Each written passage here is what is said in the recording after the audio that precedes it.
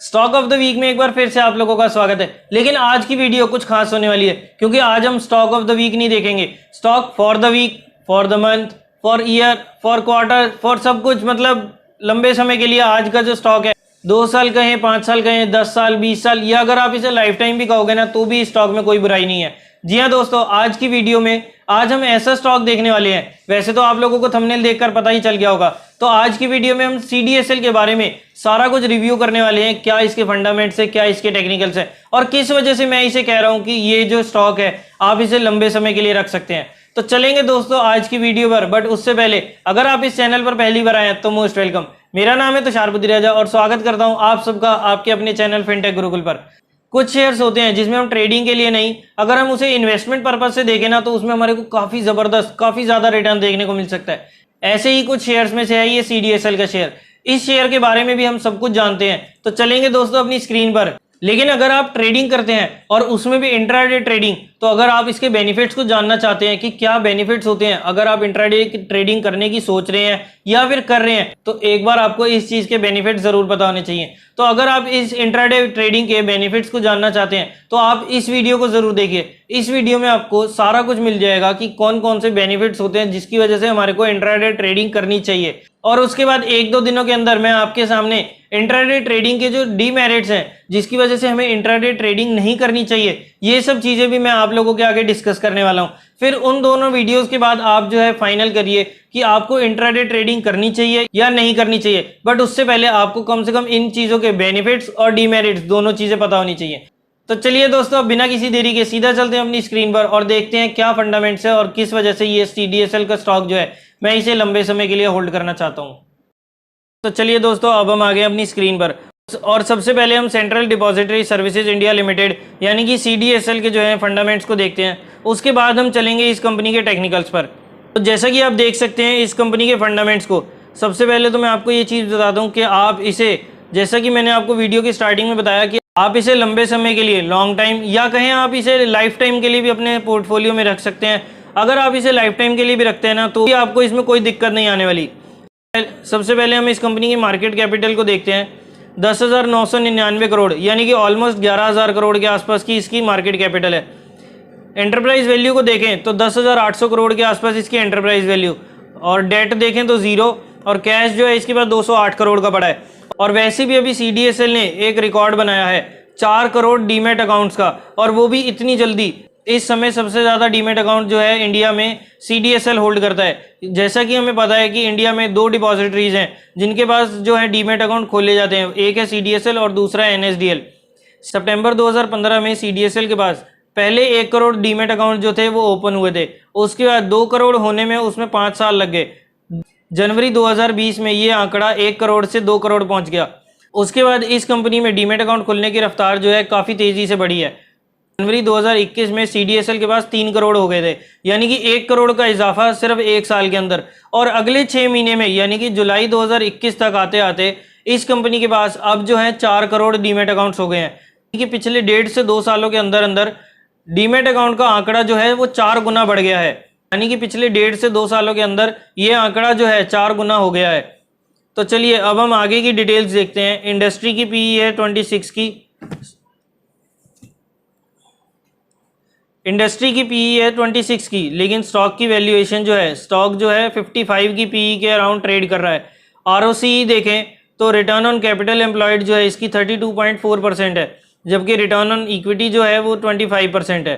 10 रुपये पर शेयर की इसमें फेस वैल्यू है। ऑल टाइम हाई को देखें तो 1064 के अराउंड इसका ऑल टाइम हाई है, जबकि करंट प्राइस जो है 1053 का है, यानी कि ये अपने ऑल टाइम हाई के आसपास ही चल रहा है। 52 वीक लो को देखें तो 283 का 52 वीक लो है, यानी कि 1 साल के अंदर अंदर इसने अपने इन्वेस्टर्स का पैसा जो है 4 गुना कर दिया। डिविडेंड यील्ड देखें तो 0.43%।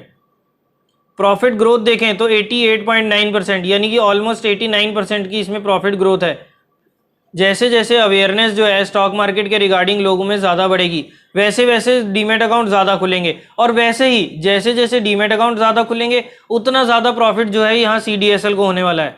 अगर आप इस कंपनी के प्रोज एंड कॉन्स को देखें तो आप देख सकते हैं कि कंपनी ऑलमोस्ट डेट फ्री है। कंपनी के गुड क्वार्टर रिजल्ट भी एक्सपेक्ट किए जा रहे हैं। कंपनी ने काफ़ी ज़बरदस्त प्रॉफिट ग्रोथ भी दिखाई है। 24.10% के हिसाब से जो है इसमें प्रॉफिट इंक्रीज हुई है पिछले 5 सालों में। कंपनी जो है एक अच्छा खासा डिविडेंड पे आउट भी मेंटेन करती है। 42.69% का इसमें डिविडेंड पे आउट परसेंटेज है। इसके अलावा हमारे को डेटर्स में भी इंप्रूवमेंट देखने को मिली है। जबकि अगर हम इस कंपनी के डिसएडवांटेजेस या कॉन्स को देखें, स्टॉक अपनी बुक वैल्यू के लगभग 12.5 गुना के अराउंड जो है वो ट्रेड कर रहा है। प्रमोटर ने अपनी होल्डिंग जो है वो पिछले 3 सालों में 4% से डिक्रीज करी है। अगर आप इसमें पीयर्स में देखें तो क्योंकि ये सेक्टर जो है मिसलेनियस में आता है, तो इसलिए ये जो है इसमें आपको गुजरात गैस और इंडियन एनर्जी एक्सचेंज ये सब आपको इसमें पीयर्स में नजर आएंगे। लेकिन अगर हम देखें तो इस कंपनी की जो है यहाँ पर मोनोपोली है, क्योंकि ये एक अकेली डिपॉजिटरी लिस्टेड कंपनी है जो अभी स्टॉक मार्केट में लिस्टेड है। इसके अलावा एनएसडीएल जो है उसका भी आईपीओ हमारे को जल्दी देखने को मिल सकता है, लेकिन जब तक वो चीज़ नहीं आती तब तक तो ये एटलीस्ट कम से कम मोनोपोली रखती है। अब अगर एक बार हम इस कंपनी के प्रॉफिट एंड लॉस स्टेटमेंट को देखें तो आप देख सकते हैं ये कंसोलिडेटेड फिगर्स है। सबसे पहले मैं आपको ये चीज़ बता दूं, मार्च 2010 में इसकी सेल्स 104 करोड़ की थी, बट उसके बाद अगले 3-4 सालों तक इसकी जो सेल्स है वो कम हुई है, 94 करोड़, 96 करोड़, 91, 89। लेकिन 2015 से इसकी सेल्स में अच्छा खासा उछाल देखने को मिला है और उसके बाद इसने कभी भी पीछे मुड़कर नहीं देखा। मार्च 2015 में 105 करोड़ की सेल्स ग्रोथ थी और वो इंक्रीज होते होते मार्च 344 करोड़ की हो गई है। ऑपरेटिंग प्रॉफिट को देखें तो 2010 में 74 करोड़ का, और उसके बाद हमारे को यहाँ पर डाउनफॉल देखने को मिला था। 2014 तक तो ऑपरेटिंग प्रॉफिट जो था वो धीरे धीरे डिक्रीज होता गया, लेकिन मार्च 2015 से फिर वो एकदम से उसने रफ्तार पकड़ी और मार्च 2015 में हमारे को 45 करोड़ का ऑपरेटिंग प्रॉफिट देखने को मिला था और वो बढ़ते बढ़ते मार्च 2021 में 212 करोड़ का हो गया है। प्रॉफिट बिफोर टैक्स में भी हमारे को सेम चीज़ें देखने को मिली हैं। हालांकि प्रॉफिट बिफोर टैक्स जो है 2010 में 69 करोड़ का था, उसके बाद वो कभी ऊपर कभी नीचे ऐसे ही रहा, लेकिन ऑलमोस्ट इसी रेंज के अराउंड रहा। लेकिन उसके बाद मार्च 2016 में 131 करोड़ और मार्च 2021 आते आते 260 करोड़ का इसमें प्रॉफिट बिफोर टैक्स है। अब इस कंपनी की अगर हम कंपाउंडेड सेल्स ग्रोथ को देखें तो 10 सालों में 14% से, 5 सालों में 23% से, 3 सालों में 22% और इस साल इसने 53% के हिसाब से अपनी जो सेल्स है वो इंक्रीज करी है। प्रॉफिट ग्रोथ को देखें तो 15%, 24%, 25% और 89% के हिसाब से जो है इसमें प्रॉफिट इंक्रीज हुआ है।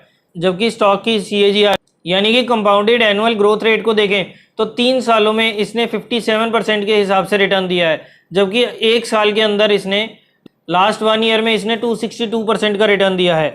रिटर्न ऑन इक्विटी को देखें तो 10 सालों में 17%, 5 सालों में 19%, 30 सालों में 20% और इस साल 25% के हिसाब से रिटर्न ऑन इक्विटी है। तो यानी कि धीरे धीरे करके ये कंपनी जो है अपनी फिगर्स में अपनी रेशियोज को इंप्रूव करती जा रही है और इसका डायरेक्ट फायदा जो है वो इस कंपनी के इन्वेस्टर्स को भी मिलता है। तो ये थे दोस्तों इस कंपनी के बारे में कुछ फंडामेंट्स, जिसके बेसिस पर आप देख सकते हैं कि इस कंपनी ने कितनी बढ़िया तरीके से इंप्रूवमेंट दिखाई है। अब चलते हैं इसके चार्ट्स पर और देखते हैं इसके टेक्निकल्स कैसे हमारे को देखने को मिल रहे हैं। अगर आप इसके टेक्निकल्स को देखेंगे तो ये अभी फिलहाल जो है 46 डे की मूविंग एवरेज जो वीकली बेसिस पर है उसके ऊपर ट्रेड कर रहा है। इसमें आपको पिछले 1 साल से काफ़ी बढ़िया तरीके से काफ़ी बड़े बड़े बार्स भी देखने को मिलेंगे और इस अंदर जो है ग्रीन बार्स हैं, यानी कि इसमें हमारे को काफ़ी लंबे समय से एक्यूमुलेशन होते हुए दिख रही है। अब अगर इसे हम डेली चार्ट्स पर देखेंगे ना तो इसमें हमारे को कुछ पैटर्न्स नज़र आएंगे कि इस टाइप से ये जो कंपनी है ये फ्लैग पैटर्न्स बनाती है। पहले एक ही दिन में ये बड़ा मूव दिखा देती है, उसके बाद उसी रेंज के अराउंड जो है ये कंसोलिडेट करती है, उसके बाद ये फिर से ब्रेकआउट देती है, फिर उसी लेवल्स के अराउंड ये कंसोलिडेट करती है, फिर ये ब्रेकआउट आता है, फिर कंसोलिडेशन, ब्रेकआउट, कंसोलिडेशन और यही पैटर्न अभी भी कंटिन्यू है। जैसा कि आप देख सकते हैं कि इसने यहाँ पर थोड़ी सी मूव दिखाई थी लगभग 5-5.5% की, उसके बाद अब जो है ये यहाँ पर कंसोलिडेट कर रहा है और लास्ट दिन जो है इसने इस लेवल को भी ब्रेकआउट देने की कोशिश करी है। हालांकि उसके ऊपर ये सस्टेन नहीं कर पाया, लेकिन हो सकता है कि आने वाले दिनों में इसी हफ्ते में जो है हमारे को इस लेवल के ऊपर भी ब्रेकआउट देखने को मिले और फिर से जो है ये अपना अगला फ्लैग पैटर्न बना सकता है। अब अगर एक बार हम इसे जरा मंथली चार्ट्स पर देखें तो आप देख सकते हैं कि मंथली बेसिस पर ये आपको कितने बढ़िया तरीके से मूव देखने को मिल रही है। अप्रैल 2020 में इसने लो जो था 207 रुपये का लगाया था और उसके बाद अब 1 साल के अंदर 1 सवा साल के अंदर जो है इसने हाई जो है 1064 का लगाया है, यानी कि 1 साल के अंदर ऑलमोस्ट 5 गुना से ज़्यादा आपका पैसा जो है अगर किसी ने उस टाइम अप्रैल 2020 में भी इसमें पैसा लगाया होता तो आज की डेट में 1 साल के अंदर उसका पैसा जो था 5 गुना से ज़्यादा इंक्रीज हो गया था। तो यही पावर है स्टॉक मार्केट की। स्टॉक मार्केट में हमारे को कुछ नहीं पता चलता कि कौन सा शेयर जो है एकदम से रिटर्न दे जाता है, और कुछ शेयर्स ऐसे होते हैं जैसे आईटीसी हो गए, वो काफ़ी लंबे समय तक पड़े रहते हैं, तो बस वो पड़े ही रहते हैं उसमें। फिर आप, इसलिए हम कहते हैं कि हमारे को जो है रेगुलर बेसिस पर हमारे को अपने पोर्टफोलियो को रिव्यू करना चाहिए। जो शेयर परफॉर्म कर रहा है उसे हम अपने पोर्टफोलियो में रखें, और जो शेयर परफॉर्म नहीं कर रहा उसको हटाकर हम दूसरे परफॉर्मिंग शेयर को जो है अपने पोर्टफोलियो में डालना चाहिए।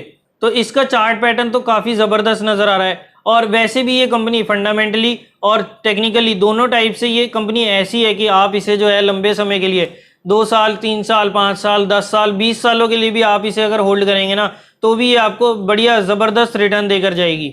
सब चीज़ें जो मैंने अभी आपको इस कंपनी के बारे में बताई हैं, ये सब तो अभी शुरुआत है।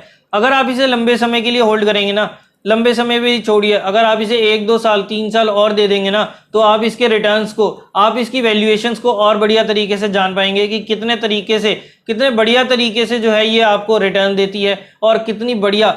आप इस चीज़ को समझिए कि इस कंपनी की जो है मोनोपोली है। अब जो है ज़्यादातर ब्रोकर जो है वो सीडीएसएल के साथ टाई अप कर रहे हैं कि वहाँ पर उनका जो डिपॉजिटरी है, उनकी जो डिपॉजिटरी बने वो सीडीएसएल बने, ना कि एनएसडीएल। क्योंकि एनएसडीएल में थोड़े टाइम पहले कुछ फ्रॉड आया था, कुछ गड़बड़ की खबर आई थी, जिसकी वजह से अब जितने भी डीमैट अकाउंट जो खुल रहे हैं वो सारे जो हैं सीडीएसएल के पास खुल रहे हैं। तो जैसे जैसे डीमैट खुलेंगे वैसे वैसे इस कंपनी को काफ़ी ज़्यादा मुनाफा होने वाला है। तो उम्मीद करता हूं दोस्तों कि आपको इस कंपनी के बारे में कुछ नॉलेज मिली होगी, और ये भी चीज़ पता चली होगी कि कैसे हम जो है कंपनी को टेक्निकल्स देखकर या फिर उस कंपनी के फंडामेंट्स देखकर सिलेक्ट करते हैं। तो अगर आपको ये वीडियो पसंद आई और अगर आपको इस वीडियो से कुछ चीज़ समझ आई है, तो आप इस वीडियो को लाइक ज़रूर कीजिए और सबके साथ शेयर भी कीजिए। और अगर अभी तक आपने इस चैनल को सब्सक्राइब नहीं करा, तो जल्दी से नीचे दिए बटन पर क्लिक कीजिए और सब्सक्राइब कीजिए इस चैनल को। साथ ही में बने बेल आइकन को ज़रूर प्रेस करें, ताकि जैसे ही इस चैनल पर कोई भी वीडियो अपलोड होती है तो उसकी नोटिफिकेशन आप तक सबसे पहले पहुंच जाए और आप कोई भी वीडियो को बिल्कुल भी मिस ना करें। तो चलिए दोस्तों, आज की वीडियो में इतना ही। मैं तुषार बुद्धिराजा आपसे लेता हूं इजाजत। Bye bye and take care.